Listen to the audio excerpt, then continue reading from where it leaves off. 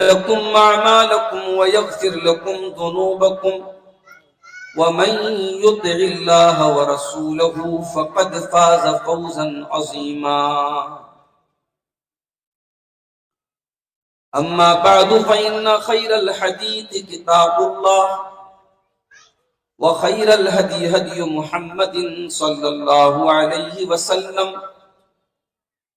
وشر الأمور محدثاتها وكل محدثة بدعة وكل بدعة ضلالة وكل ضلالة في النار. أعوذ بالله من الشيطان الرجيم. بسم الله الرحمن الرحيم. وما أرسلناك إلا رحمة للعالمين. وقال تعالى في مقام آخر: لقد كان لكم في رسول الله أسوة حسنة لمن كان يرجو الله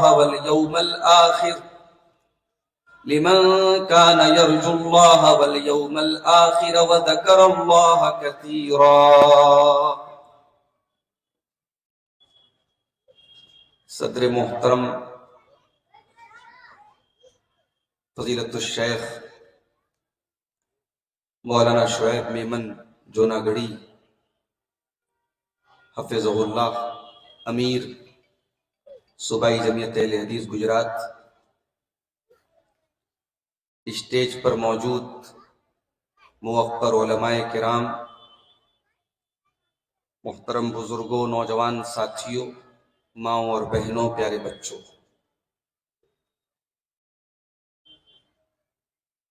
احمد آباد کے اس علاقے گومتی پور کی یہ جو مسجد ہمارے اسٹیج کے بازو میں ہے، تقریباً 6 مہینہ یا اس سے کچھ کم و بیش مدت گزری. ایک سفر تھا میرا گجرات کا، ایک مختصر سا درس یہاں ہوا تھا، اور اسی موقع پر یہاں کی مسجد اور مدرسے کے ذمہ داروں نے آج کے پروگرام کی تاریخ متعین کی تھی اور وقت جو ہے لیا گیا تھا. اور آج اللہ تعالیٰ کے فضل و کرم اور اس کی توفیق سے یہ بڑی خوبصورت سی بزم سجائی گئی، اور مجھے گفتگو کے لیے جو عنوان ملا ہے، جو ٹاپک ملا ہے، وہ دنیا کے سب سے خوبصورت عنوانات میں سے ایک ہے. اس موضوع پر جتنا بھی بولا جائے، جتنا بھی لکھا جائے، اس موضوع کا حق ادا نہیں ہو سکتا. اللہ کے پیارے نبی جناب محمد رسول اللہ صلی اللہ علیہ وسلم کی سیرت، آپ کی حیات مبارکہ اور آپ کی زندگی پر جب ہم گفتگو کرتے ہیں تو قلم تھک سکتا ہے، الفاظ ہمارے پاس کم پڑ سکتے ہیں، ہماری طاقت اور ہماری استطاعت ختم ہو سکتی ہے، مگر اللہ کے پیارے نبی کی سیرت کے اتنے پہلو ہیں اور آپ کی شان و عظمت کے اتنے پہلو ہیں کہ ان کو مکمل طریقے سے بیان نہیں کیا جا سکتا. میرے بھائیوں، سیرت النبی کے موضوع پر گفتگو کرنے کے لیے میں نے قرآن کریم کی 2 آیتیں آپ کے سامنے پڑھی ہیں، اور میں چاہتا ہوں کہ انہی دونوں آیتوں کو بنیاد بنا کر کے آپ کے سامنے کچھ باتیں رکھوں. پہلی آیت جو میں نے پڑھی وہ قرآن کریم کے 17ویں پارے کی سورۃ الانبیاء کی 107 107 نمبر کی آیت ہے. بہت معروف آیت ہے، بہت مرتبہ آپ نے سنی. اس آیت میں اللہ تعالیٰ نے اپنے رسول کی بعثت کا ایک بنیادی مقصد بیان کیا ہے کہ رسول کیوں آئے دنیا میں. فرمایا وما ارسلناک الا رحمتا للعالمین، اے نبی ہم نے آپ کو ساری کائنات کے لیے، سارے جہانوں کے لیے، سارے یونیورس کے لیے، اے نبی ہم نے آپ کو رحمت بنا کر کے بھیجا ہے۔ ہمارے سامنے عام پبلک بیٹھی ہے، علماء کا طبقہ نہیں ہے، ورنہ اس آیت کریمہ پر علمی اعتبار سے بھی بڑی گفتگو ہو سکتی ہے کہ اللہ تبارک و تعالیٰ نے اس آیت میں یہ صرف اتنا ہی نہیں کہا کہ اے نبی ہم نے آپ کو رحمت بنا کر کے بھیجا۔ عربی گرامر کے قواعد اور اصول کو اگر سامنے رکھیں تو یہاں حصر کا معنی پایا جاتا ہے، یعنی رسول بھیجے ہی گئے ہیں اس مقصد کے لیے۔ رسول کی بعثت کا، رسول کی رسالت کا کوئی اور مقصد نہیں ہے، رسول سراپا رحمت ہی رحمت ہے۔ اور علامہ ابن قیم رحمۃ اللہ علیہ نے اس آیت کی تفسیر میں ایک بڑی عجیب بات لکھی۔ علامہ ابن قیم کہتے ہیں کہ رسول اکرم صلی اللہ علیہ وسلم اپنے ماننے والوں کے لیے تو رحمت ہے ہی، جنہوں نے آپ کا کلمہ پڑھا، جو آپ کے اوپر ایمان لائے، ان کے لیے تو آپ رحمت ہیں ہی، جنہوں نے آپ کو نہیں مانا، جنہوں نے آپ سے دشمنی کی، ان کے لیے بھی آپ رحمت۔ علامہ ابن قیم کہتے ہیں کہ جن لوگوں نے آپ سے جنگ کی، ان کے لیے بھی آپ رحمت۔ بڑی عجیب بات ہے۔ بہت سارے کفار اور مشرکین نے نبی سے جنگ کی، بدر میں، احد میں، خندق میں، مارے گئے، لڑتے رہے، دشمنی کرتے رہے، ان کے حق میں بھی نبی رحمت ہے۔ یہ کیسے ہے؟ تو علامہ ابن قیم نے سمجھایا اس کو ڈیٹیل کے ساتھ۔ انہوں نے کہا دیکھو، اللہ کے نبی کے آنے کے پہلے دنیا میں جتنی امتیں آئیں، ان امتوں نے اگر اپنے نبی کا انکار کیا تو پوری امت کو تباہ کر دیا گیا۔ قوم عاد کو دیکھ لو، قوم سمود کو دیکھ لو، قوم صالح کو دیکھ لو، ساری قومیں پوری کی پوری تباہ کر دی گئی۔ مگر اللہ کے آخری نبی جب اس دنیا میں آئے تو اب اللہ تعالیٰ نے اس عمومی عذاب سے بچا لیا۔ اب دنیا میں اللہ تعالیٰ کوئی ایسا عذاب نازل نہیں کرے گا کہ پوری انسانی برادری ختم ہو جائے، کیونکہ اللہ کے آخری نبی تو پوری انسانی برادری کے نبی بن کر کے آئے۔ تو اب آپ کی مخالفت کرنے والوں پر اگر عذاب آئے گا بھی تو پارشیلی آئے گا، تھوڑا بہت آئے گا، ایسا کوئی عذاب نہیں آئے گا کہ پوری نسل تباہ کر دی جائے جیسے پہلے کی امتوں کے ساتھ ہوا۔ اور علامہ ابن قیم لکھتے ہیں کہ جن لوگوں نے اللہ کے نبی سے دشمنی کی، جنگ کے میدان میں آئے، مارے گئے، قتل کر دیے گئے، ان کے حق میں بھی اللہ کے پیارے نبی رحمت ہیں، اس لیے کہ اگر وہ قتل نہ ہوتے، وہ ان جنگوں میں ختم نہ ہو گئے ہوتے تو اور لمبی زندگی پاتے، اور لمبی اگر زندگی پاتے تو اور زیادہ اسلام سے دشمنی کرتے، نبی سے دشمنی کرتے، اور جتنی زیادہ وہ نبی سے دشمنی کرتے اتنا زیادہ ان کو اللہ تعالیٰ کے عذاب ہوتا۔ پہلے مر گئے، پہلے ختم ہو گئے تو عذاب میں اتنی کمی ہو گئی۔ اللہ وما ارسلناک الا رحمتا للعالمین، اے نبی ہم نے آپ کو ساری کائنات کے لیے رحمت بنا کر کے بھیجا۔ کائنات کا کوئی ایسا چپا، کوئی ایسا علاقہ اور کوئی ایسا طبقہ نہیں ہے جس نے رسول رحمت کی رحمت سے فائدہ نہ اٹھایا۔ اللہ کے پیارے نبی سب سے بڑا جو آپ کی شریعت کا پیغام دنیا کو ملا، آپ نے انسان کو انسان بنایا، آپ نے انسان کو انسان کی قدر و قیمت بتائی، آپ نے دنیا کو یہ پیغام دیا کہ اے انسان تو اللہ کی بہترین مخلوق ہے، اللہ نے تجھے بڑا اونچا درجہ دیا ہے، اے انسان دنیا کی ساری چیزیں تیری سیوا کرنے کے لیے تیرے لیے مسخر کی گئی ہیں، تو اللہ کی عبادت کر، تو کریٹر کی عبادت کر، تو کریشن کی عبادت نہ کر۔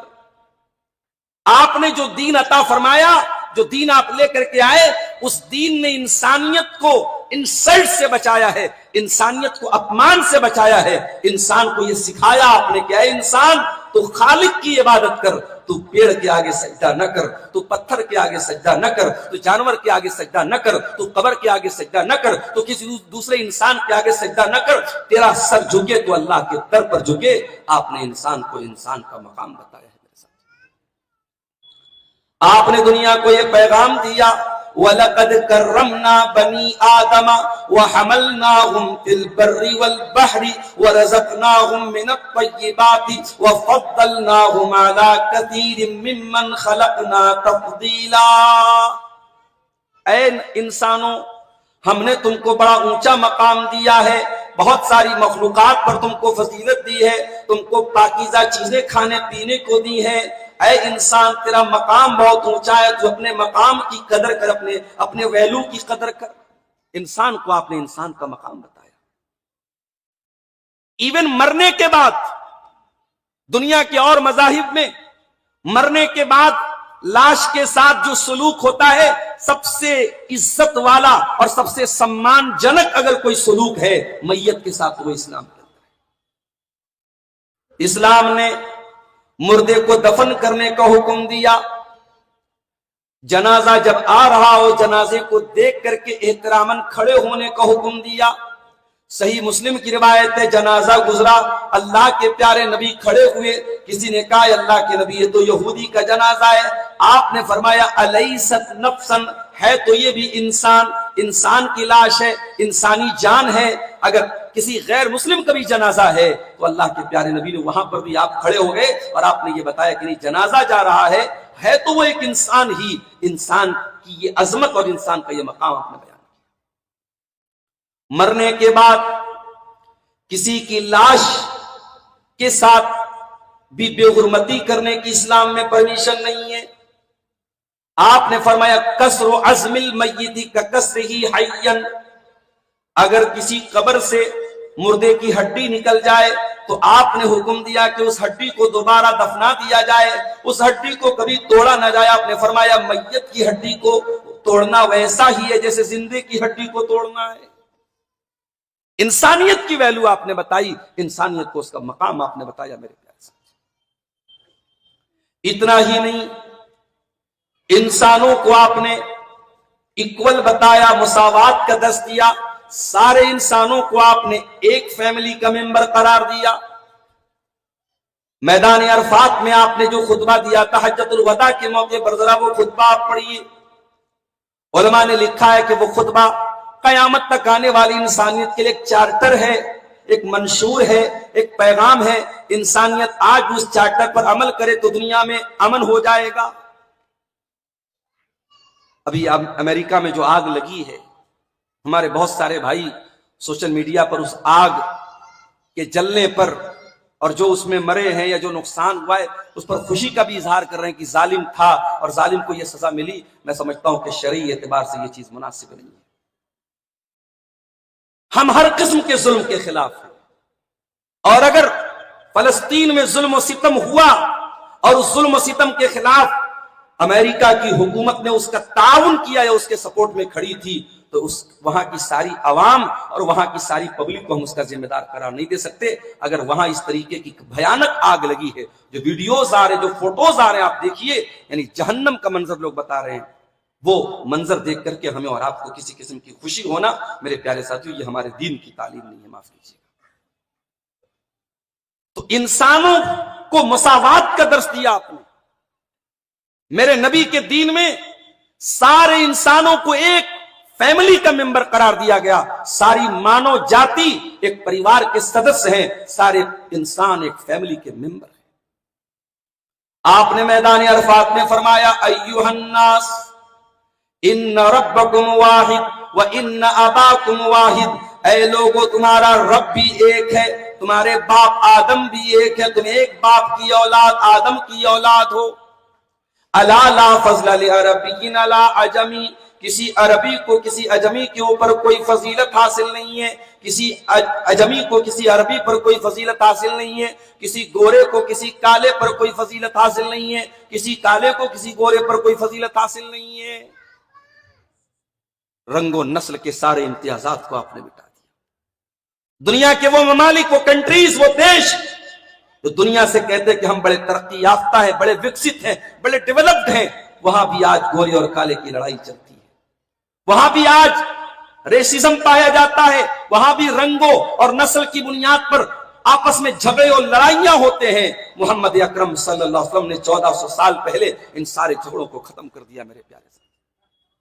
اور آج بھی انسانی مساوات کا منظر آپ کو دیکھنا ہو، کبھی حج کا منظر آپ دیکھ لیں، حج کا منظر آپ دیکھ لیں، لاکھوں کی بھیڑ ہوتی ہے، اس میں امریکہ کا گورا بھی، یورپ کا گورا بھی ہے، اس میں افریقہ کا کالا بھی ہے، اس میں انڈیا پاکستان کا اردو ہندی بولنے والا بھی ہے، اس میں بنگلہ دیش کا بنگالی بھی ہے، اس میں الگ الگ لینگویج بولنے والے اور الگ الگ رنگوں نسل سے تعلق رکھنے والے لوگ ہیں، سارے ایک ڈریس میں ہیں، سارے ایک ڈریس میں ہیں، سب کے بدن پر احرام کی چادر ہے اور سب کی زبان پر بس ایک ہی ترانہ ہے، ایک ہی نغمہ ہے، لبیک اللہم لبیک لبیک لا شریک لک لبیک ان الحمد والنعمت لک والملک لا شریک لک۔ سارے کے سارے حاجی ایک زبان میں اللہ کی توحید کے نغمے گا رہے ہیں، اللہ کی حمد و ثنا بیان کر رہے ہیں، ان کے درمیان کوئی رنگ و نسل کا کوئی فرق نہیں ہے۔ اور شاعر کہتا ہے بندو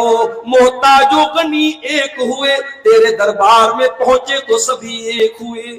یہ اسلام کا کمال ہے، یہ محمد رسول اللہ کی تعلیمات کا کمال ہے میرے ساتھ۔ انسانی مساوات کا درس دیا آپ نے۔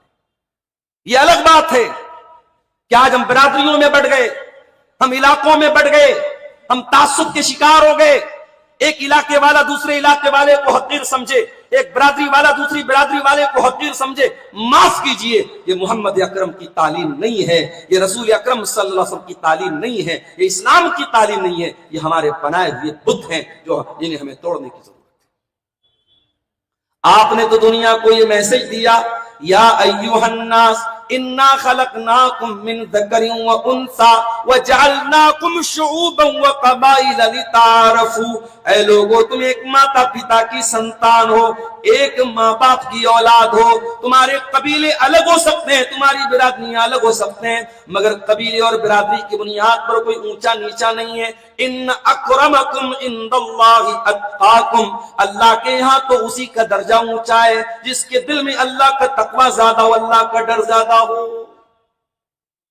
وما ارسلناک الا رحمتا للعالمین، اے نبی ہم نے آپ کو ساری کائنات کے لیے رحمت بنا کر کے بھیجا۔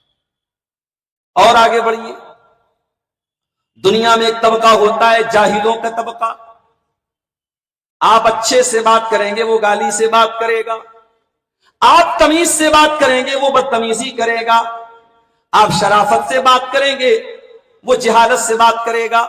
ایسے طبقے سے آپ کا پالا پڑ جائے تو محمد رسول اللہ نے کیا تعلیم دی ہے؟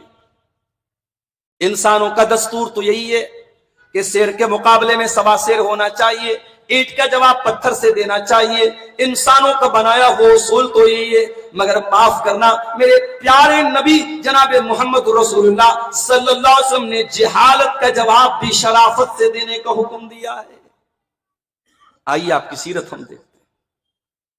آپ نماز پڑھا رہے ہیں، ایک دیہاتی آتا ہے، دیہات کا رہنے والا عربی ہے، بدو ہے، اس کے اندر وہ سویلائزیشن نہیں ہے، اس کے اندر وہ تہذیب نہیں ہے جو شہر کے اندر لوگوں میں ہوتی ہے۔ اس نے نماز میں وہ بھی داخل ہو گیا، نماز شروع کر دی اس نے۔ اللہ کے پیارے نبی رکوع میں جاتے ہیں، وہ دیہاتی بھی رکوع میں جاتا ہے، آپ رکوع سے اٹھتے ہیں، سمیع اللہ لمن حمیدہ، وہ بھی رکوع سے اٹھتا ہے اور رکوع سے اٹھنے کے بعد کہتا ہے اللہم ارحمنی وارحم محمدا ولا ترحم معنا احدا، اے اللہ تم میرے اوپر رحم فرما اور محمد صلی اللہ علیہ وسلم کے اوپر رحم فرما اور کسی اور کے اوپر تو رحم مت فرما۔ دیہاتی ہے، اسے نہیں معلوم کہ مجھے اس طریقے کے الفاظ نہیں استعمال کرنے چاہیے۔ اس نے کہا ہے اللہ تو میرے اوپر رحم فرما اور محمد صلی اللہ علیہ وسلم کے اوپر رحم فرما اور کسی اور کے اوپر رحم مت فرما۔ صحابہ کرام نماز میں اس کو گھورنے لگے، یہ کیسا بدتمیز آدمی آ گیا، کیسی دعا مانگ رہا ہے، کیسے جملے منہ سے نکال رہا ہے۔ وہ دیہاتی خود بیان کرتا ہے جب میں نے سلام پھیرا میں ڈر گیا کہ اب تو مجھے سزا ملے گی، اب ڈانٹا جائے گا، اب ہو سکتا ہے کہ کوئی سزا بھی دی جائے, کوئی پینالٹی بھی لگائی جائے.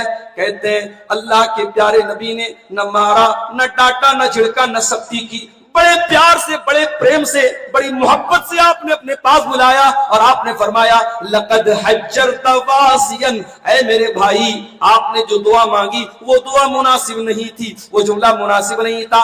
آپ نے اللہ تعالیٰ کی رحمت کو بہت تنگ کر دیا, اس کے دائرے کو بہت چھوٹا کر دیا. اللہ کی رحمت کسی کے لیے خاص نہیں ہے. آپ کو ایسے الفاظ کے ساتھ دعا نہیں مانگنی چاہیے کہ اے اللہ صرف میرے اوپر رحم فرما اور اللہ کے رسول کے اوپر رحم فرما اور کسی اور کے اوپر رحمت فرما. اے میرے بھائی آپ نے اللہ کی رحمت کو بہت چھوٹا بنا دیا. اللہ اکبر. قربان جاؤں نبی کے اس انداز تعلیم پر اور اس انداز تربیت پر میرے پیارے ساتھی.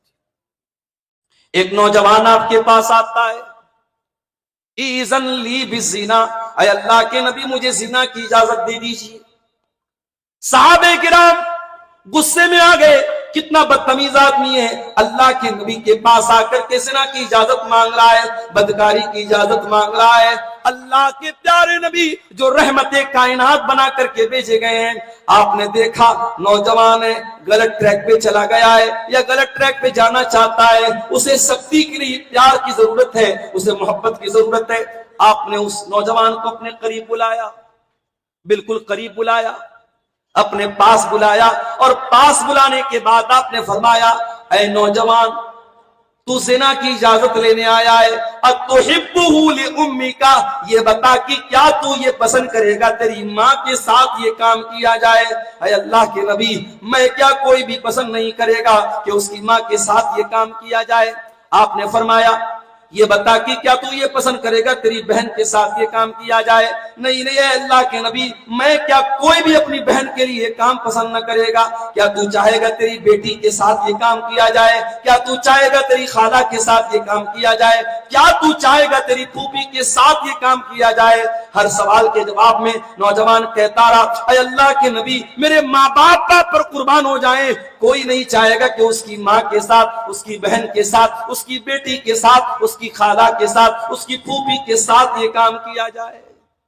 بس نبی نے کوئی تقریر نہیں کی, نبی نے میسج دے دیا کہ اے نوجوان تو زنا کی اجازت لینے آیا ہے. تو جس خاتون کے ساتھ, جس لڑکی کے ساتھ بدکاری کرے گا وہ بھی تو کسی کی بہن ہوگی, کسی کی بیٹی ہوگی, کسی کی بیوی ہو سکتی ہے, کسی کی خالہ ہو سکتی ہے. آپ نے اس نوجوان کے لیے دعا کی, اللہم اغفر ذنبہ, آپ نے اس کے سر پہ ہاتھ رکھا, آپ نے فرمایا اللہم اغفر ذنبہ وطہر قلبہ وحسن فرجہ, اے اللہ اس نوجوان کے گناہوں کو معاف فرما دے, اے اللہ اس کو گناہوں سے تو دور کر دے, اس کی شرمگاہ کی تو حفاظت فرما, اس کے دل کو تو پاک کر دے. آپ نے یہ دعا اس نوجوان کے حق میں کر دی. مسند احمد کے الفاظ ہیں, نوجوان وہاں سے نکلا, اس کے بعد کبھی اس نے برائی کا راستہ تک نہیں دیکھا, اس نے غلط کام کا ارادہ تک نہیں کیا, زناکاری اور بدکاری کے بارے میں سوچا تک نہیں اس نوجوان نے. یہ میرے نبی کا انداز تعلیم تھا. جاہل کا جواب بھی آپ محبت اور پیار سے دیتے تھے میرے ساتھی.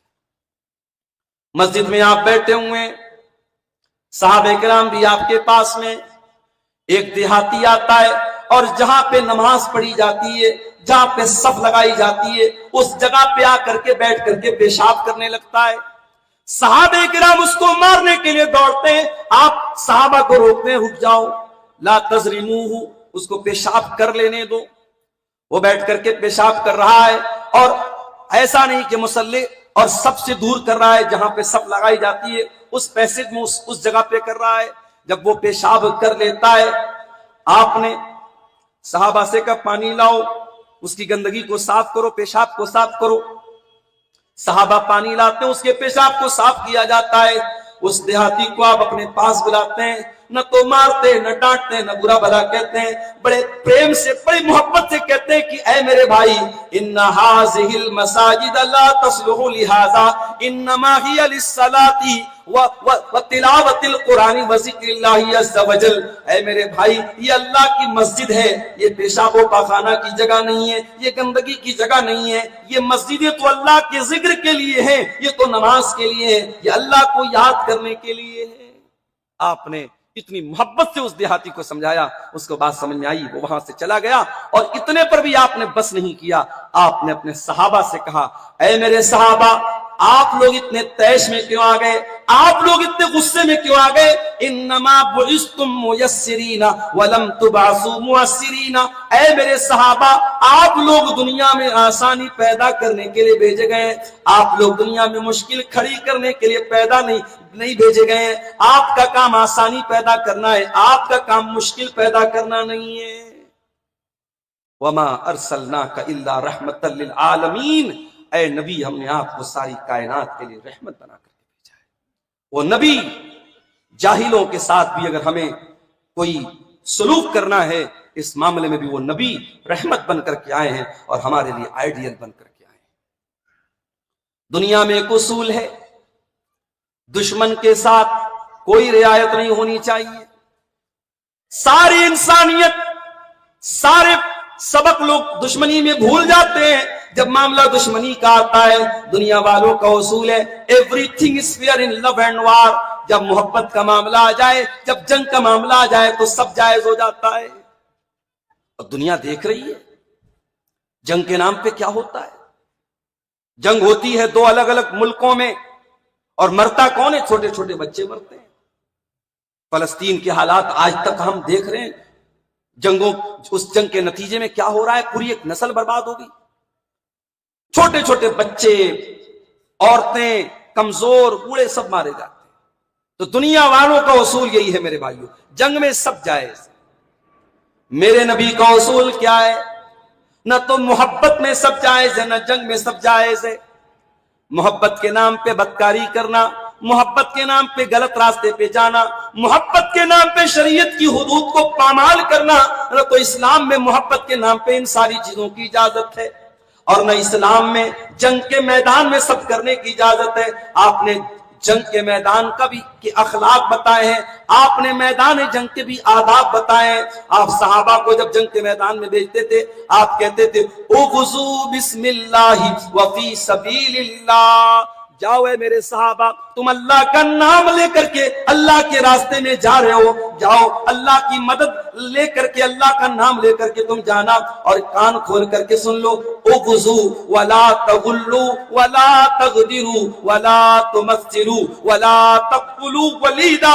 اے میرے صحابہ تم جنگ کے میدان میں بھی کسی کے ساتھ کوئی فراڈ نہ کرنا، کوئی دھوکہ دھڑی نہ کرنا، جنگ کے میدان میں بھی کسی کے ساتھ تم غداری نہ کرنا، مرنے کے بعد کسی کی لاش کی تم بے حرمتی نہ کرنا، کسی معصوم بچے کو تم جنگ کے میدان میں بھی قتل نہ کرنا، کسی بوڑھے انسان کو جو لڑنے کے قابل نہ ہو اس بوڑھے کو تم قتل نہ کرنا۔ آپ نے یہ تعلیمات دی ہیں، دنیا کے کسی اور مذہب میں، دنیا کے کسی اور اسکرپچر میں، دنیا کے کسی اور ریلیجین میں میرے پیارے ساتھیوں میدان جنگ کے اندر یہ تعلیمات نہیں ملتی ہیں جو آپ نے تعلیمات دی۔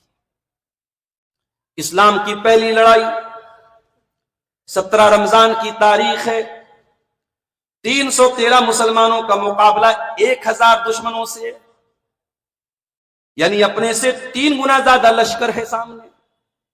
ایک ایک انسان کی کتنی ویلو ہے ہم اندازہ لگا سکتے ہیں میرے پیارے ساتھیوں۔ بدر کی لڑائی اگلے دن ہونے والی ہے، رات کا ٹائم ہے، اللہ کے پیارے نبی اللہ کی بارگاہ میں ہاتھ اٹھا کے دعا کر رہے ہیں، اللہم اینما وعدتنی اللہم انجز لی ما وعدتنی۔ اے اللہ تو نے وعدہ کیا تھا تو ایمان والوں کی مدد کرے گا، اے اللہ وہ وعدہ تیرا کہاں ہے؟ اے اللہ آج اس وعدے کے پورا کرنے کا دن آ چکا ہے۔ اللہم ان تہلک ہذہ العصابۃ من اہل الاسلام فلا تعبد فی الارض۔ اے اللہ اگر یہ 313 مسلمان آج ہلاک کر دیے گئے، اے اللہ پھر روئے زمین پر تیرا نام لینے والا کوئی نہ ہوگا، تیری عبادت کرنے والا، تیرے آگے سر جھکانے والا، تیری توحید کا ترانہ گانے والا کوئی نہ ہوگا۔ آپ دعائیں کر رہے ہیں میرے پیارے ساتھی، اور رو رہے ہیں آپ، اور اس قدر آپ رو رہے ہیں آپ کا کہ داڑھی، آپ کا کرتے کا دامن سب آنسو سے بھیگ جاتا ہے۔ ابو بکر صدیق آتے ہیں اور آ کر کے اللہ کے نبی کو پیچھے سے چمٹ جاتے ہیں اور کہتے ہیں کفا کا مناشدتو کا رب کا، اے اللہ کے نبی بس کیجئے، اللہ تعالیٰ آپ کی ضرور مدد کرے گا، آپ نے اللہ تعالیٰ سے جو مانگنا تھا آپ نے مانگ لیا، اللہ تعالیٰ آپ کو مایوس نہیں کرے گا، اللہ ضرور آپ کی مدد کرے گا۔ اس نازک موقع پر میرے پیارے ساتھی دو صحابی حضرت حذیفہ ابن یمان اور ان کے والد حضرت یمان، یہ دونوں لوگ آتے ہیں اللہ کے نبی، اے اللہ کے رسول، راستے میں دشمنوں نے ہمیں اریسٹ کر لیا تھا، گرفتار کر لیا تھا، اور ہم یہ وعدہ کر کے ہمیں اپنی جان بچانی پڑی کہ ہم جائیں گے لیکن نبی اکرم کا ساتھ نہیں دیں گے، مسلمانوں کا ساتھ نہیں دیں گے، ہم مکہ والوں کے خلاف جنگ میں شامل نہیں ہوں گے۔ جب ہم نے یہ وعدہ کیا تب ہماری جان چھوڑی گئی ہے۔ اے اللہ کے نبی، ہم نے وعدہ تو کر لیا ہے مگر ہمیں معلوم ہے آپ کے لیے ایک ایک انسان کی اس وقت بڑی قیمت ہے، اے اللہ کے نبی آپ ہمیں اجازت دیں، ہم یہ وعدہ توڑ کر کے آپ کے ساتھ جنگ کے میدان میں جانا چاہتے ہیں۔ غور کرو میرے پیارے ساتھیوں، آج ہمارے علاقے، ہمارے معاشرے میں، ہمارے سماج میں مسلمان کی زبان کی کیا ویلو ہے، مسلمان کے وعدے کی کیا ویلو ہے؟ ہم تجارت کرتے ہیں، کاروبار کرتے ہیں، لین دین کرتے ہیں، آج ہماری زبان کی کیا ویلو ہے؟ اللہ کے پیارے نبی نے میدان جنگ میں بھی زبان کی ویلو کو برقرار رکھا ہے۔ آپ نے کہا نہیں ہے میرے صحابہ، ٹھیک ہے میرے پاس ساتھیوں کی کمی ہے، مجھے ایک ایک انسان کی بڑی اس وقت میرے نزدیک ویلو ہے، مگر وعدہ توڑ کر کے میں آپ دونوں کو شامل کروں یہ مجھے سوٹ نہیں کرتا، یہ مجھے زیب نہیں دیتا۔ انصرفا، آپ دونوں لوگ واپس چلے جائیں، نفی بعہدہم، ہم ان کے وعدے کو پورا کریں گے، ہم آپ کو میدان جنگ میں شامل ہونے کی پرمیشن نہیں دے سکتے۔ یہ ہے اللہ کے نبی کی تعلیم۔ دشمن کے ساتھ بھی آپ نے کوئی ایسا سلوک کرنے کی اجازت نہیں دی ہے جو انسانیت کے خلاف ہو میرے ساتھ۔ جب کسی کے ساتھ ہمارا اختلاف ہوتا ہے، دشمنی ہوتی ہے، تو ہم یہ بھول جاتے ہیں کہ صحیح کیا ہے، غلط کیا ہے، صحیح اور غلط کے اسٹینڈرڈ بدل جاتے ہیں، معیار بدل جاتے ہیں، مگر اللہ کے نبی نے ہمیں کیا تعلیم دی؟ وَلَا يَجْرِمَنَّكُمْ شَنَآنُ قَوْمٍ عَلَىٰ أَلَّا تَعْدِلُوا اعْدِلُوا هُوَ أَقْرَبُ لِلتَّقْوَىٰ۔ اے ایمان والو، جب تمہاری کسی کے ساتھ دشمنی ہو جائے تو دشمنی کا مطلب یہ نہیں ہے کہ تم انصاف کا دامن اپنے ہاتھ سے چھوڑ دو، اپنے دشمن کے ساتھ بھی تمہیں ناانصافی نہیں کرنا ہے، دشمن کے ساتھ بھی کوئی ایسا سلوک نہیں کرنا ہے جو انصاف کے خلاف ہو، جو جسٹس کے خلاف ہو، جو نیائے کے خلاف ہو۔ اللہ اکبر، یہ تعلیم ہے اللہ کے پیارے نبی صلی اللہ علیہ وسلم۔ کئی مرتبہ ایسا ہوا دشمن آپ کے کنٹرول میں آ گیا، آپ بدلہ لے سکتے تھے، آپ انتقام لے سکتے تھے، آپ پرتیشودھ لے سکتے تھے، مگر آپ نے بدلہ لینے کو مناسب نہ سمجھا۔ فتح مکہ کا موقع یاد کرو، آپ نے مکہ فتح کر لیا ہے، آپ کے ساتھ 10,000 صحابہ ہیں، آپ کے ایک اشارے پر مکہ میں خون کی ندیاں بہ سکتی ہیں، اور یہ مکہ والے ان میں وہ لوگ بھی ہیں جنہوں نے آپ کے اوپر بڑے ظلم و ستم کیے تھے، جنہوں نے آپ کے اوپر نماز کی حالت میں گندگی ڈالی تھی، ان میں وہ لوگ بھی ہیں جنہوں نے آپ کو مکہ چھوڑنے پر مجبور کیا تھا، ان میں وہ لوگ بھی ہیں جنہوں نے آپ کی بیٹی زینب کے اوپر تیر سے حملہ کیا تھا اور زینب کے پیٹ میں وہ تیر لگا تھا، اور زینب اس وقت پریگننٹ تھی، حاملہ تھی، ان کے پیٹ کا بچہ انتقال کر گیا تھا۔ یہ سارا ظلم و ستم آپ نے دیکھا تھا، آج وہ سارے مکہ والے آپ کے سامنے موجود ہیں۔ آپ پوچھتے ہیں اے مکہ والو، تمہیں مجھ سے کس سلوک کی امید ہے؟ تمہیں مجھ سے کیا امید ہے؟ میں کیا سلوک کروں گا تمہارے ساتھ؟ مکہ والے کہتے ہیں کہ اے اللہ، اے محمد، ہمیں آپ سے اچھی امید ہے۔ اخن کریم ابن کریم، اے محمد آپ ایک اچھے باپ کے اچھے بیٹے ہیں، اچھے بھائی ہیں، ہمیں آپ سے اچھی امید ہے۔ آپ نے ان مکہ والوں کی اس امید کو برقرار رکھا اور آپ نے کہا لا تثریب علیکم اليوم، جاؤ، میں وہی بات کہتا ہوں جو یوسف علیہ السلام نے اپنے بھائیوں سے کہی تھی، جاؤ میں کسی سے کوئی بدلہ نہیں لیتا، جاؤ تم سب آزاد ہو، اذهبوا انتم الطلقاء، جاؤ تم سب کے سب آزاد ہو۔ آپ نے ایک انسان سے بھی بدلہ نہیں لیا میرے ساتھی، دشمنوں کے حق میں بھی آپ رحمت تھے میرے ساتھی۔ اور آگے بڑھیے، سماج کا ایک بڑا کمزور طبقہ ہوتا ہے یتیم کا طبقہ، سماج کا ایک بڑا کمزور طبقہ ہوتا ہے غریب طبقہ، سماج کا ایک بڑا کمزور طبقہ ہوتا ہے سماج کا دبا کچلا طبقہ۔ آپ نے اس طبقے کے لیے بھی آپ رحمت بن کر کے آئے۔ مزدور مزدوری کر لے، دنیا والے اس کی مزدوری دینے میں ٹال مٹول کرتے ہیں، مزدور اپنا کام کر لے، لوگ اس کی مزدوری دینے میں دیر کرتے ہیں۔ اللہ کے پیارے نبی نے تعلیم دی، آتُ الْأَجِيرَ أَجْرَهُ قَبْلَ أَنْ يَجِفَّ عَرْقُهُ، کہ مزدور کی مزدوری اس کا پسینہ سوکھنے کے پہلے اس کو دے دو۔ اس زمانے میں غلام ہوتے تھے، اور انسانوں میں غلام جو ہوتے تھے باقاعدہ جانوروں کی طرح بکتے تھے، اور جو جس انسان کو غلام بناتا تھا اس سے جو چاہے کام لیتا تھا۔ آپ نے دنیا والوں کو تعلیم دی، اخوانکم خولکم، تمہارے یہ خادم، تمہارے یہ نوکر چاکر تمہارے بھائی ہیں۔ اللہ تعالیٰ نے تم کو یہ اختیار دیا ہے کہ تم کو ان کا مالک بنایا ہے، ان کو تمہارا نوکر بنایا ہے۔ تو اگر کسی کے گھر میں کوئی نوکر چاکر ہے تو آپ نے فرمایا فَلْيُطْعِمْهُ مِمَّا يَأْكُلُ وَلْيُلْبِسْهُ مِمَّا يَلْبَسْ، کہ جو تم کھاتے ہو اپنے نوکر کو بھی کھلاؤ، جو تم پہنتے ہو اسی معیار کا اپنے نوکر کو بھی پہناؤ، اس کے ساتھ اچھا سلوک کرو۔ وَلَا تُكَلِّفُوهُمْ مَا يَغْلِبُوهُمْ، اور اپنے نوکر چاکر کے اوپر بھی کوئی ایسا کام اس کو مت دو جو اس کی طاقت سے باہر ہو، اس کے اوپر اوور لوڈ مت ڈالو۔ آپ نے اس نوکر چاکر کے ساتھ بھی اچھا سلوک کرنے کی تعلیم دی ہے میرے پیارے ساتھی۔ یتیم بچہ جس کے باپ کا انتقال ہو گیا ہو، ظاہر سی بات ہے جب تک باپ زندہ رہتا ہے ایک ڈھال بنا رہتا ہے، بچہ یتیم ہو گیا، اب اس کے اوپر کوئی باپ نہیں ہے، کوئی سایہ نہیں ہے، جس کا جو جی چاہتا ہے، جس کی جو مرضی ہوتی ہے اس یتیم کو بول دیتا ہے۔ یتیم بڑا دبا کچلا طبقہ ہوتا ہے، یتیم بچے کو کون پوچھنے والا ہوتا ہے؟ اللہ کے نبی تو خود یتیم تھے، آپ پیدا ہوئے تو آپ نے باپ کا سایہ نہیں پایا، 6 سال کی عمر میں آپ نے ماں کو کھو دیا۔ آپ سے زیادہ یتیم کے درد کو بھلا کون سمجھ سکتا تھا؟ آپ نے دنیا والوں کو پیغام دیا، انا وکافل الیتیم کہاتین، میں اور یتیم کی پرورش کرنے والا جنت میں اس طریقے سے رہیں گے۔ آپ نے اپنی دونوں انگلیوں کو اس طریقے سے دکھایا کہ جیسے یہ دونوں انگلیاں ایک دوسرے سے قریب قریب ہیں، ویسے ہی یتیم کی پرورش کرنے والا جنت میں میرے ساتھ رہے گا، میرے قریب رہے گا۔ یتیم کی پرورش کرنے والا محمد رسول اللہ صلی اللہ علیہ وسلم کے قریب رہے گا۔ آپ نے اس کو یہ مقام اور یہ عظمت دی ہے میرے ساتھ۔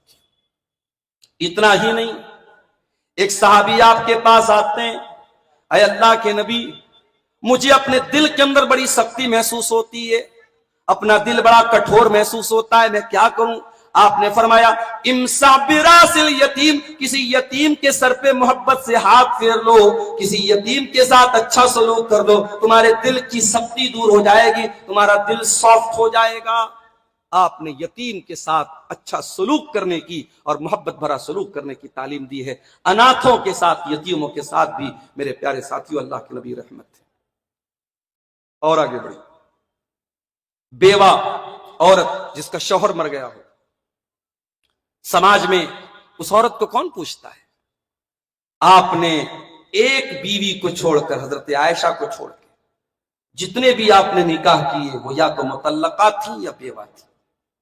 آپ نے سماج کو یہ میسج بھی دیا کہ بیوہ عورت کی مدد صرف اس کے گھر میں راشن پہنچانا نہیں ہے، بیوہ عورت کی مدد یہ بھی ہے عزت کے ساتھ اس کو نکاح کے بندھن میں باندھا جائے اور اس کو ایک عزت کی زندگی گزاری جائے۔ ہمارے یہاں بڑے آرام سے لوگ کہتے تھے صاحب بیوہ عورت ہے، اگر اس کا کوئی چھوٹا بچہ ہوتا ہے لوگ کہتے ہیں کہ وہ عورت اپنے بچے کے سہارے زندگی گزار لے گی۔ معاف کیجئے گا، یہ دنیا کا بہت بڑا جھوٹ ہے، یہ بہت بڑا ڈھکوسلا ہے، یہ بہت بڑا دھوکہ ہے۔ ایک جوان عورت جس کے شوہر کا انتقال ہو جائے اور اس عورت کی پوری زندگی کو ہم یہ کہہ کے برباد کر دیں کہ صاحب وہ اپنے بچے کے سہارے زندگی گزار لے گی، اس سماج کو بہت بڑے اور اس عورت کو بہت بڑی آزمائش کی بھٹی میں ڈالنا ہے میرے ساتھیوں۔ اسلام اس بیوہ عورت کا دوبارہ نکاح کرنے پر ابھارتا ہے، اور نبی اکرم نے بیوہ عورتوں سے نکاح کر کے امت کو یہ پیغام دیا ہے کہ سماج کو ان بیوہ عورتوں سے نکاح کیا جائے۔ اسلام میں یہ کانسیپٹ نہیں ہے کہ عورت بیوہ ہوگی تو ساری زندگی وہ ایسے ہی پڑی رہے۔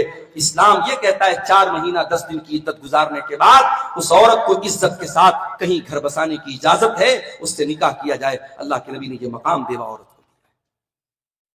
اتنا ہی نہیں، اگر کسی بیوہ عورت کی فائنینشیل ضرورتوں کو آپ پورا کرتے ہیں، اس کی مدد کرتے ہیں، اللہ کے پیارے نبی نے فرمایا الساعی علی الارملۃ والمسکین کالمجاہد فی سبیل اللہ، کسی بیوہ اور مسکین کی ضرورتوں کو پورا کرنے والا، اس کا مقام وہ ایسا ہی ہے جیسے اللہ کی راہ میں غزوہ کرنے والا، جیسے راتوں میں تہجد پڑھنے والا اور دن میں روزہ رکھنے والا ہے، یعنی نفلی روزے کا جو ثواب ہے، راتوں میں قیام اللیل کا جو ثواب ہے، اسی طریقے سے سماج میں بیواؤں اور غریبوں اور مسکینوں کی ضرورتوں کا خیال کرنے والے کا بھی وہی مقام ہے۔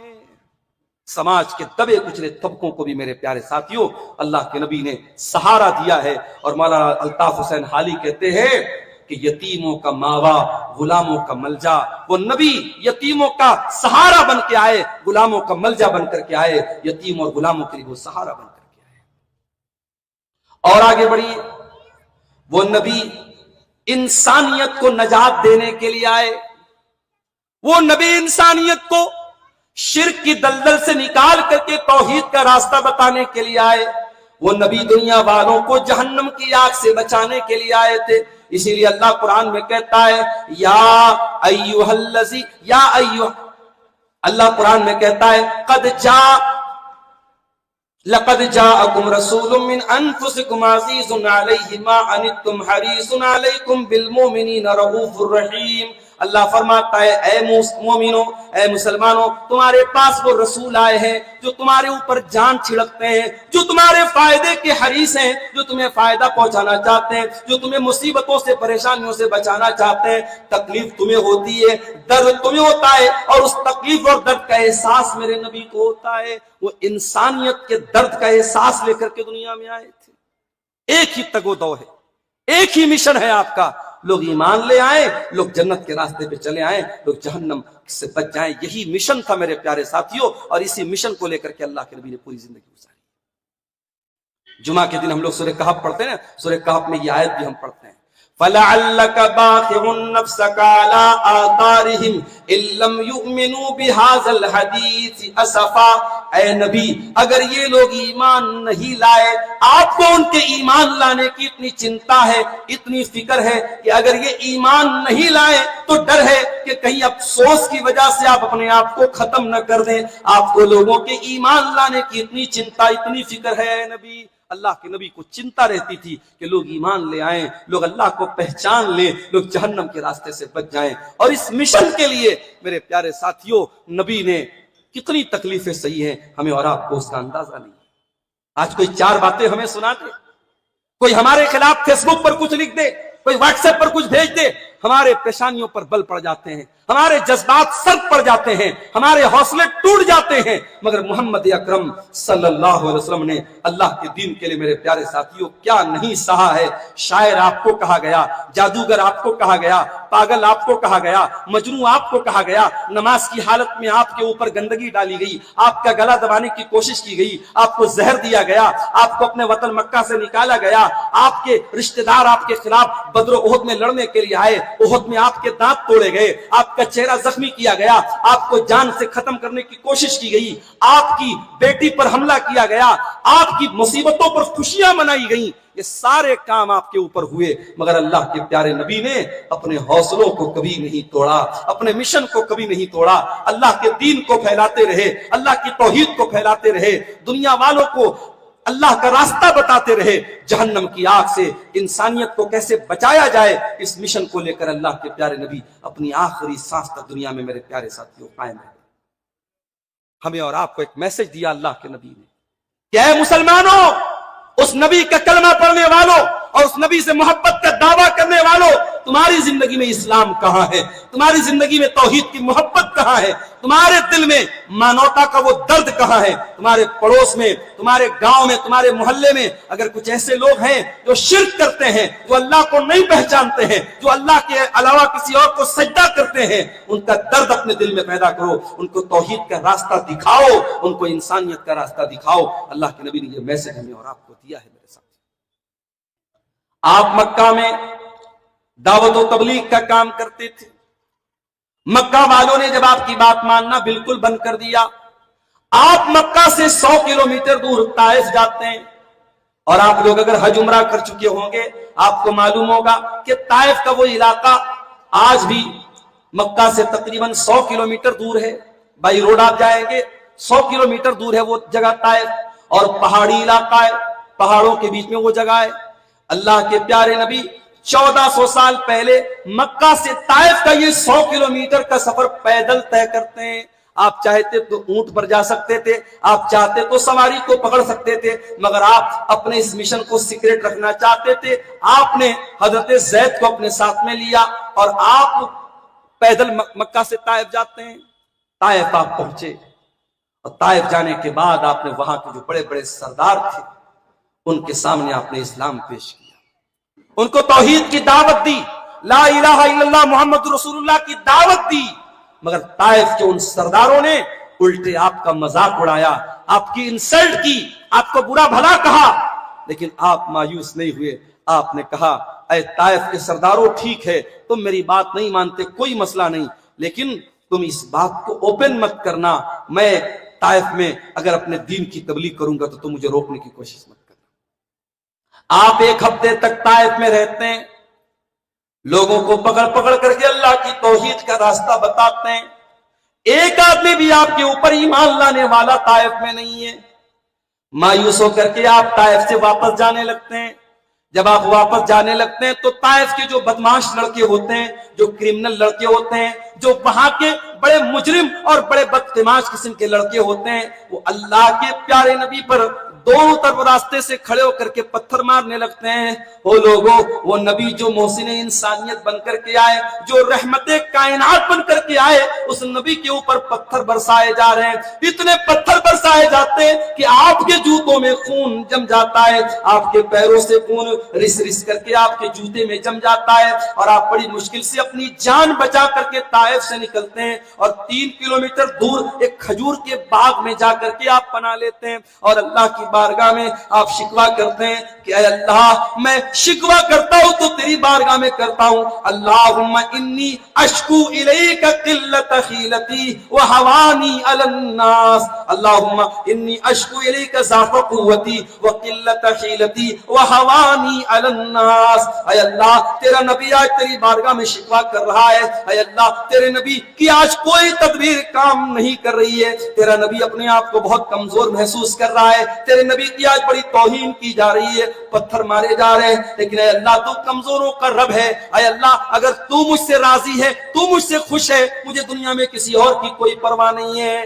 آپ نے بڑے درد کے ساتھ یہ دعا کی تھی میرے پیارے ساتھیوں، جائیے سیرت کی کتابوں میں آپ کو یہ پوری دعا مل جائے گی۔ یہ دعا بتاتی ہے اللہ کے نبی کے دل کو کتنی اذیت پہنچی تھی، مگر ہاں جب اس کے بعد حضرت جبریل علیہ السلام آتے ہیں اور آپ سے کہتے ہیں کہ اے اللہ کے نبی، یہ پہاڑوں کا فرشتہ اجازت مانگ رہا ہے، آپ اشارہ کریں، حکم دیں، ان طائف والوں کو اسی پہاڑی میں کے بیچ میں رکھ کے پیس دیا جائے، ختم کر دیا جائے۔ تو وہ محسن انسانیت، وہ رحمت کائنات، وہ رحمت دو عالم صلی اللہ علیہ وسلم کہتے ہیں کہ نہیں، مجھے اس بات کی امید ہے، اگر یہ ایمان نہیں لاتے، مجھے امید ہے ارجو ان یخرج اللہ من اصلابہم، کہ ان کی آنے والی نسلیں وہ توحید پر ہوں گی، ان کی آنے والی نسلیں اسلام کو قبول کریں گی۔ اور دنیا نے دیکھا اور چشم فلک نے دیکھا کہ اسی طائف کی دھرتی پر ایک سے ایک صحابہ کرام پیدا ہوئے اور پورا طائف مسلمان ہو جاتا ہے۔ میرے پیارے ساتھیوں، نبی اکرم نے اللہ کے دین کو پہنچانے کے لیے اور انسانیت کو جہنم سے پہنچانے کے لیے یہ ساری تکلیفیں اور یہ سارے مظالم سہے ہیں۔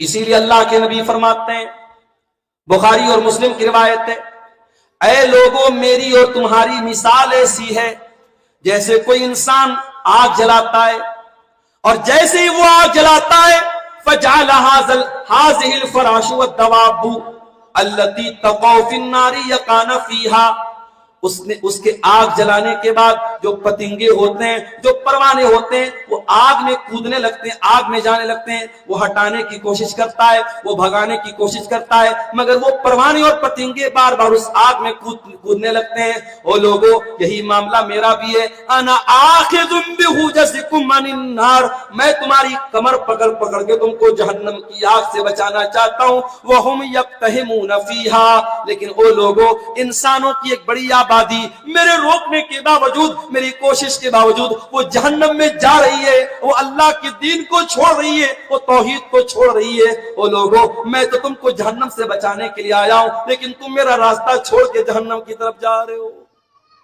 انسانیت کا مسیحا بن کر کے اور انسانیت کے دکھوں کو دور کرنے والا بن کر کے میرے پیارے ساتھی وہ نبی آئے تھے۔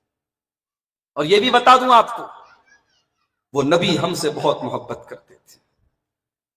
اللہ کے نبی، صحیح مسلم کی روایت ہے، ایک مرتبہ قبرستان جاتے ہیں، قبرستان جانے کے بعد آپ قبرستان جانے کی جو دعا ہے وہ دعا پڑھتے ہیں، اور وہ دعا پڑھنے کے بعد آپ کہتے ہیں کہ میرا جی چاہتا ہے میں اپنے بھائیوں سے ملاقات کروں۔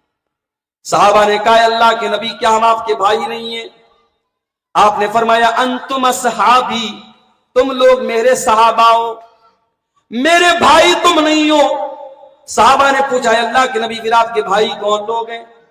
آپ نے فرمایا میں اپنے ان بھائیوں کی بات کر رہا ہوں جو ابھی نہیں آئے، جو بعد میں آئیں گے، آنے والے زمانے میں آئیں گے، آنے والے دور میں آئیں گے۔ انہوں نے میرا دیدار نہ کیا ہوگا، انہوں نے مجھ سے ملاقات نہ کی ہوگی، لیکن وہ مجھ سے محبت کریں گے، وہ میرے اوپر ایمان رکھیں گے، وہ میرے اوپر ایمان رکھیں گے، میرا کلمہ پڑھیں گے، مجھ سے محبت کریں گے۔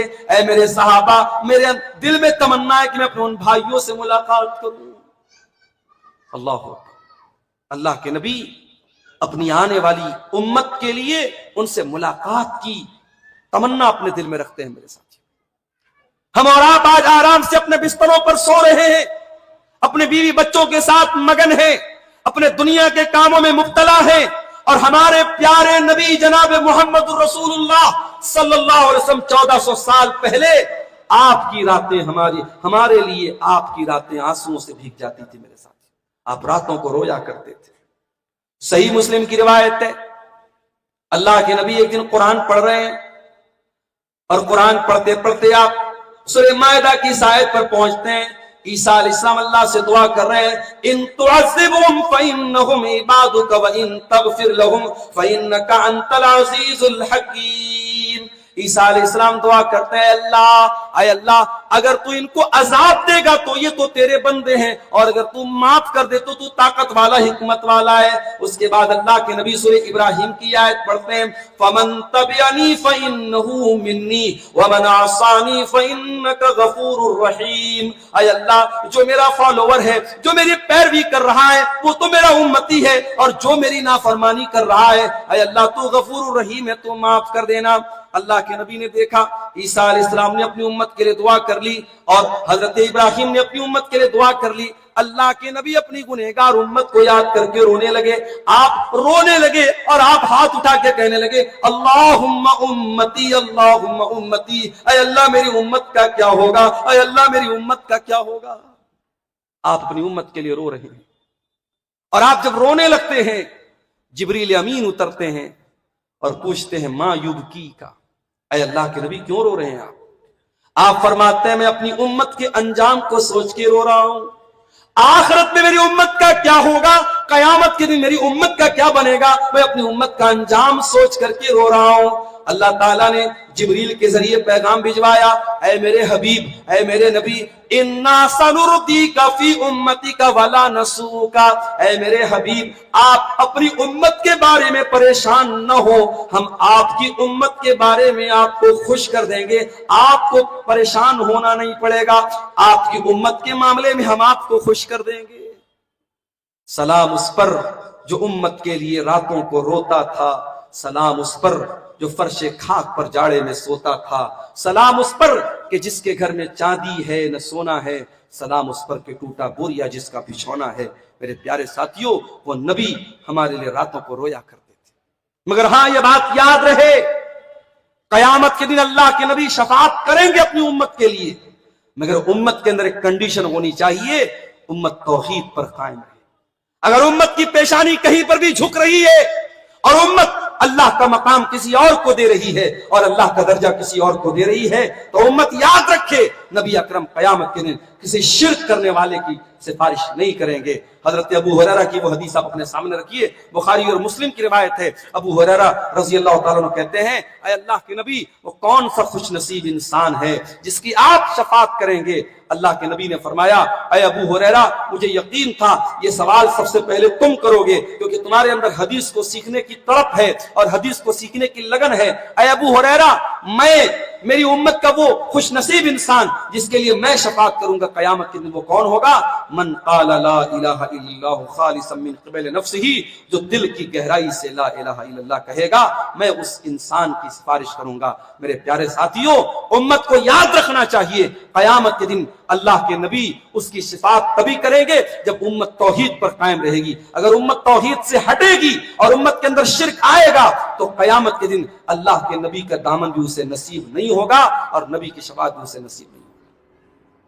اور آگے بڑھیے، اللہ کے پیارے نبی رحمت بن کر کے آئے، جانوروں کے لیے بھی رحمت بن کر کے آئے۔ لوگ کہتے ہیں مسلمان تو ماساہاری ہے، مسلمان گوشت کھاتا ہے، مسلمان جانور کو ذبح کر کے گوشت کھاتا ہے، حالانکہ یہ آدھا سچ ہے۔ پورا سچ یہ ہے کہ ہمارے دیش میں مسلمانوں کے علاوہ دوسری کمیونٹی کے لوگ بھی بڑی تعداد میں گوشت کھاتے ہیں۔ صرف مسلمان ہی ماساہاری نہیں ہے، بہت سارے غیر مسلم بھی گوشت کھاتے ہیں۔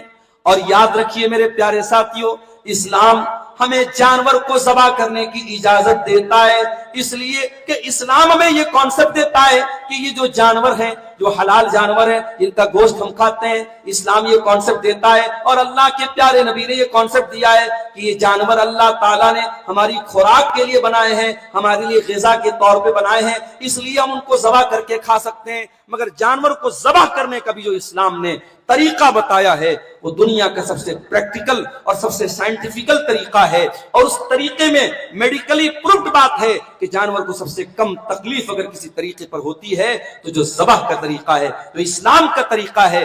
باقی کسی اور طریقے سے جانور کو مارنے کے جتنے طریقے ہیں اس میں جانور کو زیادہ تکلیف ہوتی ہے۔ اور آپ نے یہ بھی تعلیم دی کہ اذا ذبحتم فاحسنوا الذبح واذا قتلتم فاحسنوا القتل، کہ جب تم جانور کو ذبح کرو تو اچھے طریقے سے ذبح کرو، جو ذبح کرنے کا طریقہ ہے ویسے ذبح کرو۔ جانور کو تڑپا کے نہ مارو، جانور کو آرام دے کر کے اور چھری کو تیز کر کے جانور کو ذبح کرو۔ جانور کو تڑپا کر کے مارنے کی اسلام میں اجازت نہیں ہے میرے ساتھ۔ آپ نے ایک اونٹ کو دیکھا، اونٹ کے مالک نے اونٹ کے اوپر بہت زیادہ بوجھ لادا ہوا تھا اور اونٹ بالکل دبلا پتلا ہو گیا تھا۔ آپ نے فرمایا اتقوا اللہ فی ہذہ البہائم المعجمہ، او لوگوں یہ بے زبان جانور ہیں، ان جانوروں کے بارے میں اللہ سے ڈرو، ان جانوروں کے ساتھ ایسا سلوک نہ کرو کہ تمہارے لیے مصیبت بن جائے۔ آپ نے کہا ڈرو اللہ سے ان جانوروں کے بارے میں۔ آپ نے ایک صحابی کو دیکھا، انہوں نے ایک چڑیا کے دو چھوٹے چھوٹے بچوں کو پکڑ لیا تھا اور اس کی بچوں کی جو ماں تھی وہ بار بار فڑفڑا رہی تھی۔ آپ نے صحابی سے کہا بچوں کو واپس لوٹا دو، ردوہا الیہا، جاؤ اس چڑیا کے بچے کو واپس لوٹا دو۔ آپ نے ایک صحابی کو دیکھا، انہوں نے ایک جگہ چیونٹیاں تھیں، چیونٹیوں کے رہنے کی جگہ تھی، ان کو انہوں نے آگ لگا دیا۔ آپ نے منع فرمایا اور آپ نے کہا کہ آگ کا عذاب آگ کے رب کے علاوہ کوئی اور نہیں دے سکتا۔ چیونٹیوں کو جلانے سے آپ نے منع کیا۔ میرے پیارے ساتھیوں، جانوروں کے لیے بھی اللہ کے پیارے نبی رحمت بن کر کے آئے۔ میری پیاری مائیں بہنیں، آپ سے بھی کہنا چاہوں گا، دنیا ہو سکتا ہے کہ آپ کو پٹی پڑائے کہ اسلام آپ کے اوپر بڑا اتیاچار کرتا ہے، آپ کو پردے میں قید کرتا ہے، آپ کو برقع پہننے پر مجبور کرتا ہے، آپ کو اپنا شریر ڈھانپنے پر مجبور کرتا ہے۔ مگر میری پیاری ماں اور بہنوں، میں آپ کو بتانا چاہتا ہوں یہ پردے کا جو حکم اسلام نے دیا ہے، اللہ کے پیارے نبی نے آپ کو جو پردہ کرنے کا حکم دیا ہے وہ آپ کی بھلائی کے لیے دیا ہے۔ یہ پردہ آپ کو قید کرنے کے لیے اور آپ کو گھر میں پابند کرنے کے لیے نہیں، بلکہ یہ آپ کی سیفٹی اور سرکشا کے لیے اس پردے کا حکم دیا گیا ہے۔ ہے. اللہ قرآن میں کہتا ہے یا ایھا النبی قل لازواجک وبناتک ونساء المؤمنین یدنین علیہن من جلابیبہن. اے نبی اپنی بیٹیوں سے کہہ دیجئے, اپنی بیویوں سے کہہ دیجئے, اور تمام مسلمان عورتوں سے کہہ دیجئے یدنین علیہن من جلابیبہن, جب وہ اپنے گھر سے نکلا کریں تو اپنے بدن پر کوئی ایسی چادر ڈال لیں, کوئی ایسا کپڑا ڈال لیں, کوئی ایسا برقع ڈال لیں, کوئی ایسا حجاب ڈال لیں جو ان کی پوری باڈی کو کور کر لے, پورے شریر کو ڈھانپ لے. ذالک ادنی ان یعرفن فلا یؤذین. یہ پردہ, یہ جلباب, یہ حجاب, یہ برقع دنیا کو بتا دے گا یہ عزت دار گھروں کی لڑکیاں ہیں, یہ عزت دار گھر کی عورتیں ہیں, اور پھر کوئی ان کو چھیڑنے کی جرات محسوس نہیں کرے گا. آج احمد آباد جیسے شہر میں آپ مارکیٹ میں چلے جائیں, کسی پکنک اسپاٹ پہ چلے جائیں, کسی پارک میں چلے جائیں, مسلمان عورتیں آپ کو اس پردے کے ساتھ بڑا بھدا مذاق کرتی ہوئی آپ کو نظر آ جائیں گی. نقاب میں تو ہیں, لیکن نقاب کے نام پر میرے پیارے ساتھیوں بے پردگی کی بدترین شکل موجود ہے. شاید وہ عورت نقاب میں نہ ہوتی تو اس کا بدن اور اس کا شریر اتنا نظر نہ آتا جتنا نقاب نے اس کے بدن کو ایکسپوز کر دیا ہے. اور آج کتنی مسلمان لڑکیاں اس نقاب کے ساتھ رنگ رلیاں مناتی ہوئی کبھی ہوٹلوں میں, کبھی پارکوں میں, کبھی پکنک اسپاٹ پر نظر آتی ہیں. میں اپنی مسلمان بہنوں سے کہنا چاہوں گا کہ اے میری مسلمان بہن, یہ نقاب صرف ایک کپڑے کا ٹکڑا نہیں ہے, یہ نقاب صرف ایک کپڑے کا ٹکڑا نہیں ہے, یہ نقاب تیرے دین کی پہچان ہے, یہ نقاب تیرے کلچر کی پہچان ہے. اور آج کی دنیا, اس دنیا میں کلچر کی لڑائی ہے. اگر آپ نے اپنے کلچر کی حفاظت نہیں کی تو دوسروں کا کلچر آپ کے اوپر غالب آ جائے گا. میری بہن, یہ نقاب تیرے نبی کا دیا ہوا کلچر ہے, تیرے اسلام کا دیا ہوا کلچر ہے. اس نقاب کی لاج رکھنا, اس نقاب کو پہن کر کے جب تو گھر سے نکلنا تو کوئی ایسا کام مت کرنا جو تجھے شوبھا نہ دیتا ہو, جو تجھے سوٹ نہ کرتا ہو. اور اے عورت, تیرے نبی تو تیرے لیے اس قدر رحمت بن کر کے آئے کہ 1400 سال پہلے جب لڑکی پیدا ہوتی تھی مکے میں تو کتنے, مدینے میں تو کتنے ایسے قبیلے تھے جن کے یہاں بچیوں کو لوگ زندہ زمین میں دفن کر دیتے تھے. قرآن کہتا ہے وَإِذَا بُشِّرَ أَحَدُهُمْ بِالْأُنثَىٰ ظَلَّ وَجْهُهُ مُسْوَدًّا وَهُوَ كَظِيمٌ. اتنے جاہل تھے وہ لوگ کہ لڑکی پیدا ہوتی تھی, لڑکی کے باپ کو پتا لگتا تھا لڑکی پیدا ہوئی ہے, لڑکی کے باپ کا چہرہ کالا پڑ جاتا تھا. يَتَوَارَىٰ مِنَ الْقَوْمِ مِنْ سُوءِ مَا بُشِّرَ بِهِ. وہ اپنی قوم سے اپنا چہرہ چھپاتا تھا, وہ سوچ میں پڑ جاتا تھا أَيُمْسِكُهُ عَلَىٰ هُونٍ أَمْ يَدُسُّهُ فِي التُّرَابِ, کہ لڑکی کو پالتا ہوں, لڑکی کی پرورش کرتا ہوں تو سماج میں ذلت سہنا پڑے گا. اور دوسرا راستہ یہ ہے کہ اپنی ہی بیٹی کو لے جا کر کے زمین میں دفن کر دوں, گاڑ دوں. وہ اپنے ہاتھوں سے اپنی بیٹیوں کا گلا دبا دیتے تھے, اپنے ہاتھوں سے اپنی بیٹیوں کو زمین میں دفن کر دیتے تھے. اللہ کے پیارے نبی بیٹیوں کے لیے مسیحا بن کر کے آئے. آپ نے دنیا کو میسج دیا وَإِذَا الْمَوْءُودَةُ سُئِلَتْ بِأَيِّ ذَنبٍ قُتِلَتْ. او لوگوں, او لڑکیوں کو مارنے والوں, یہ لڑکی کل قیامت کے دن سے پوچھا جائے گا تیرے ماں باپ نے کس جرم کی سزا تجھ کو دی تھی, ماں باپ سے حساب لیا جائے گا. آپ نے دنیا والوں کو پیغام دیا لڑکی یہ مارنے کی چیز نہیں ہے, لڑکی ظلم و ستم کرنے کی چیز نہیں ہے, یہ لڑکی تو تمہارے لیے رحمت بن کر کے آتی ہے. آپ نے دنیا والوں کو پیغام دیا من آل جاریتین حتی تبلغا, جس کو اللہ تعالیٰ نے 2 بیٹیاں دی ہوں اور اس نے دونوں بیٹیوں کو اچھے طریقے سے پالا ہو تو وہ دونوں بیٹیاں قیامت کے دن اپنے ماں باپ کو جہنم کی آگ سے بچانے کا کام کریں گی. آپ نے بیٹیوں کو ماں باپ کے لیے رحمت بتایا اور جہنم سے بچانے کا ذریعہ بتایا. یہ احسان کیا آپ نے عورت کے اوپر اور رحمت بن کر کے آپ عورت کے لیے آئے ہیں میرے پیارے ساتھی. اتنا ہی نہیں, اللہ کے پیارے نبی میرے پیارے ساتھیوں دنیا سے ہر طریقے کی برائی کو ختم کرنے آئے تھے. کرپشن کو آپ نے ختم کیا, ظلم و ستم کو آپ نے ختم کیا, ماں باپ کا حق آپ نے ہمیں بتایا, اولاد کا حق آپ نے ہمیں بتایا, کوئی کسی کا حق نہ مارے آپ نے تعلیم دی. او لوگوں من اقتطع حق امرئ, جو کسی کا حق مارے گا وہ قیامت کے دن اللہ سے اس حال میں ملے گا کہ اللہ تعالیٰ اس سے ناراض ہوگا. سود کھانے والوں کو آپ نے پیغام دیا کہ اے سود کھانے والوں، یہ سود اتنا بڑا گناہ ہے کہ اس کے 70 سے زیادہ درجے ہیں، جس میں سب سے ہلکا درجہ یہ کہ اپنی سگی ماں کے ساتھ زنا کیا جائے۔ شراب پینے والوں کو آپ نے میسج دیا، لعن اللہ شارب الخمر، شراب پینے والے پر اللہ کی لعنت ہو۔ کسی کا حق مارنے والے کو آپ نے پیغام دیا، لَتُؤَدُّنَّ الْحُقُوقَ إِلَىٰ أَهْلِهَا، او لوگو تم دنیا والوں کا حق ادا کر دو ورنہ قیامت دن تم کو حق دینا پڑے گا۔ حتیٰ یقاد للشاة الجلحاء من الشاة القرناء، قیامت کے دن بغیر سینگ والی بکری، بغیر سینگ والی بکری نے ظلم کیا ہے تو اس کا بھی قصاص لیا جائے گا۔ آپ نے ہر قسم کی برائی کو میرے پیارے ساتھیوں دنیا سے مٹانے کا آپ نے پیغام دیا۔ آپ نے امانت کے بارے میں اپنی امت کو حکم دیا، لا دین لمن لا امانت لہ، کہ جس کے اندر امانت داری نہیں ہے وہ دیندار نہیں ہے۔ آپ نے وعدہ پورا کرنے کی تعلیم دی اور وعدہ پورا نہ کرنے والوں کو آپ نے منافق قرار دیا۔ میرے پیارے ساتھیوں تمام برائیوں سے آپ نے روکا ہے اور تمام بھلائیوں کا آپ نے حکم دیا ہے۔ اس اعتبار سے بھی ہم کہہ سکتے ہیں وما ارسلناک الا رحمۃ للعالمین، کہ اے نبی ہم نے آپ کو ساری کائنات کے لیے رحمت بنا کر کے بھیجا۔ اب ایک آخری بات، چونکہ 12 بج رہے ہیں، ایک آخری بات بیان کر کے میں بات ختم کروں گا۔ میں نے جو دوسری آیت پڑھی تھی خطبہ مسنونہ کے بعد، وہ سورہ احزاب کی آیت تھی۔ آج سیرت النبی پر گومتی پور کے لوگوں آپ نے تقریر سنی ہے، مگر قرآن کی آیت، سورہ احزاب کی آیت ہمیں اور آپ کو ایک بہت بڑا مطالبہ ہم سے کرتی ہے کہ اے رسول سے محبت کا دعویٰ کرنے والوں، اے رسول کے لیے جان دینے کی بات کرنے والوں، تمہارا پروردگار تمہارے نبی پر جو کتاب نازل ہوئی تھی قرآن، اس قرآن میں تم سے کہہ رہا ہے لَقَدْ كَانَ لَكُمْ فِي رَسُولِ اللَّهِ أُسْوَةٌ حَسَنَةٌ، کہ تمہارے رسول کی زندگی تمہارے لیے آئیڈیل ہے، نمونہ ہے۔ اے گجرات کے کاروباریوں، تم جب کاروبار کرو تو اس تجارت میں بھی تمہارے نبی تمہارے لیے نمونہ ہے۔ اے شادی کرنے والے نوجوانوں، جب تم نکاح اور شادی کرو تو شادی بیاہ میں بھی تمہارے لیے تمہارے نبی نمونہ ہے۔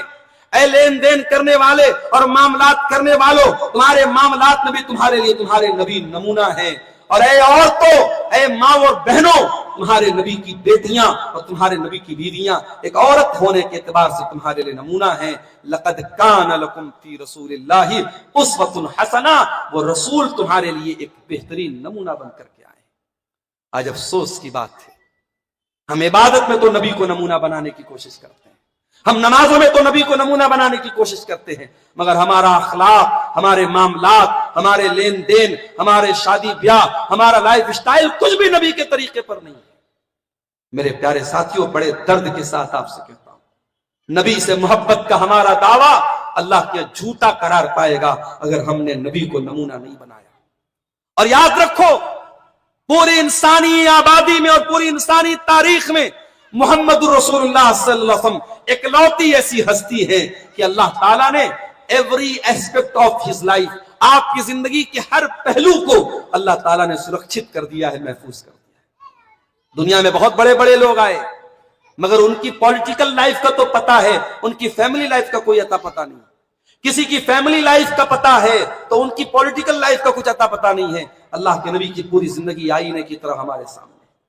آپ کیسے شوہر تھے، کیسے بیٹے تھے، کیسے باپ تھے، کیسے بھائی تھے، کیسے آپ کمانڈر ان چیف تھے، کیسے لیڈر تھے، کیسے ٹیچر تھے، آپ کی زندگی کا ہر پہلو ہمارے سامنے ہے اور زندگی کے ہر موڑ پر آپ کی سیرت ہمارے لیے روشنی کے طور پر موجود ہے۔ اور قرآن ہم سے کہہ رہا ہے لَقَدْ كَانَ لَكُمْ فِي رَسُولِ اللَّهِ أُسْوَةٌ حَسَنَةٌ، اے مسلمانوں اس رسول کو تم نمونہ بناؤ، وہ رسول تمہارے لیے نمونہ ہے۔